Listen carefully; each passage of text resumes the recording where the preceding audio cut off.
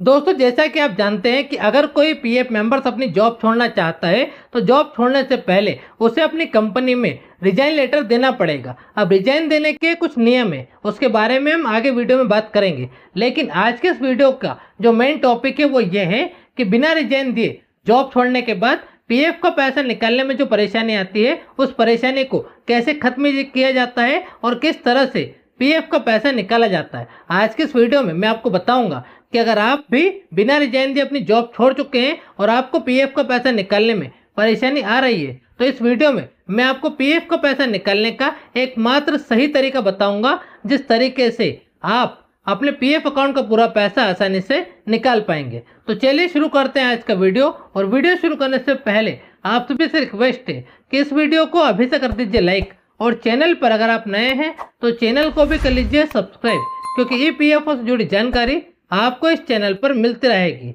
दोस्तों, सबसे पहले तो हम दो बातें समझेंगे। पहले तो ये कि रिजाइन लेटर देने के नियम क्या है, और दूसरी बात ये कि अगर कोई पीएफ मेंबर्स बिना रिजाइन दिए अपनी जॉब छोड़ देता है तो जॉब छोड़ने के बाद उसे अपने पीएफ अकाउंट से पैसा निकालने में क्या क्या परेशानियां आती है। पहले हम इन दोनों के बारे में बात करेंगे। तो पहले बात करते हैं रिजाइन लेटर देने के नियम के बारे में।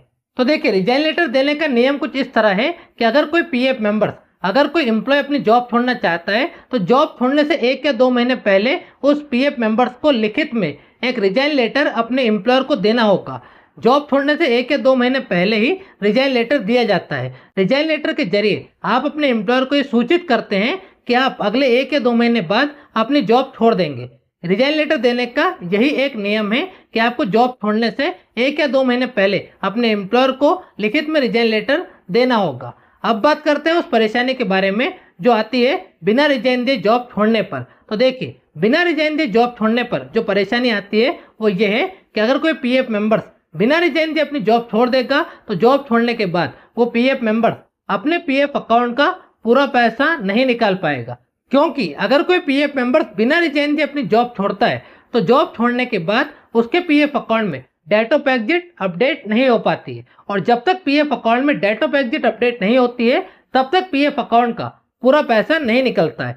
पीएफ अकाउंट का पूरा पैसा निकालने के लिए पीएफ अकाउंट में डेट ऑफ एग्जिट का अपडेट होना बहुत ही जरूरी है। लेकिन अगर पीएफ मेंबर्स रिजाइन नहीं देते हैं और अचानक से अपनी जॉब छोड़ देते हैं बिना रिजाइन दिए तो उनके पीएफ अकाउंट में ये डेट ऑफ एग्जिट अपडेट ही नहीं हो पाती है किसी भी तरह से। और अगर पीएफ अकाउंट में डेट ऑफ एग्जिट अपडेट नहीं होगी तो जाहिर सी बात है पीएफ अकाउंट का पूरा पैसा नहीं निकलेगा। तो यही परेशानी आती है हर उस पीएफ मेंबर्स को जो पीएफ मेंबर्स बिना रिजाइन दिए अपनी जॉब छोड़ देता है।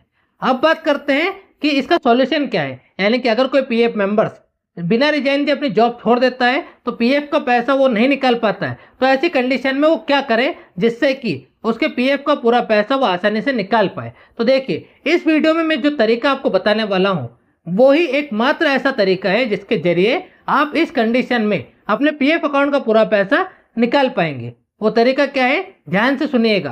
तो देखिए, अब आपने गलती तो कर दी है कि आपने बिना रिजाइन दिए ही अचानक से अपनी जॉब छोड़ दी है, और उस गलती का आपको भुगतान भी करना पड़ रहा है कि आप पीएफ का पूरा पैसा नहीं निकाल पा रहे हैं। तो अब इसका जो सॉल्यूशन है वो सुनिए। सॉल्यूशन ये है कि ऐसी कंडीशन में आपको वापस अपने एम्प्लॉयर के पास जाना है और एम्प्लॉयर से ये रिक्वेस्ट करनी है कि आपके पीएफ अकाउंट में आपका एम्प्लॉयर डेट ऑफ एग्जिट को अपडेट कर दे। जब आपका एम्प्लॉयर आपके पीएफ अकाउंट में डेट ऑफ एग्जिट को अपडेट कर देगा तो आप अपने पीएफ अकाउंट का पूरा पैसा आसानी से निकाल पाएंगे।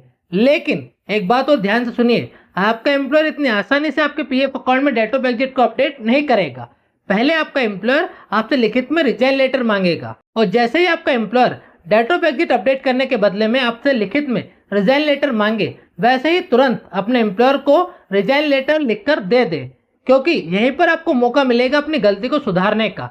अगर आप उस समय पर रिजाइन लेटर दे देंगे लिखित में, तब आपका एम्प्लॉयर उस रिजाइन लेटर को एक्सेप्ट कर लेगा और आपके पीएफ अकाउंट में डेट ऑफ एग्जिट को अपडेट कर देगा। यही एक मौका मिलेगा आपको आपकी गलती सुधारने का, और यही एकमात्र तरीका है जिसके जरिए आप अपने पीएफ अकाउंट का पूरा पैसा आसानी से निकाल पाएंगे। तो आपको क्या करना है, जैसा कि मैंने आपको बताया कि आपको अपने पुराने एम्प्लॉयर के पास जाना है, डेट ऑफ एग्जिट अपडेट करने की रिक्वेस्ट करनी है। आपका एम्प्लॉयर आपसे रिजाइन लेटर मांगेगा, उस समय आपको बिना देर किए रिजाइन लेटर दे देना है। आपका एम्प्लॉयर आपका रिजाइन लेटर एक्सेप्ट कर लेगा। रिजाइन लेटर एक्सेप्ट करने के बाद आपको फिर रिक्वेस्ट करनी है कि सर अभी मेरे पीएफ अकाउंट में डेट ऑफ एग्जिट को अपडेट कर दीजिए। आपका एम्प्लॉयर 100% आपके पीएफ अकाउंट में सही डेट ऑफ एग्जिट अपडेट कर देगा। अब जैसे ही आपके पीएफ अकाउंट में डेट ऑफ एग्जिट अपडेट हो जाए, वैसे ही आप अपने पीएफ अकाउंट का पूरा पैसा निकालने के लिए full and final claim submit कर दीजिए। फिर आपके पीएफ का पूरा पैसा आपको मिल जाएगा, यानी कि पीएफ का पूरा पैसा आपके बैंक अकाउंट में क्रेडिट हो जाएगा। और बिना रिजाइन दिए जॉब छोड़ने वाले केस में सिर्फ यही एक तरीका होता है जिससे कि हम अपने पीएफ अकाउंट का पूरा पैसा आसानी से निकाल सकते हैं। बाकी आज के इस वीडियो में सिर्फ इतना ही। उम्मीद करता हूं दोस्तों इस वीडियो के जरिए बताई गई जानकारी आपको पसंद आई होगी और ये वीडियो भी आपको पसंद आया होगा। वीडियो अगर आपको पसंद आया हो तो लाइक ज़रूर करें और चैनल पर अगर आप नए हैं तो चैनल को भी सब्सक्राइब जरूर कर लें, क्योंकि ईपीएफओ से जुड़ी जानकारी आपको इस चैनल पर मिलती रहेगी।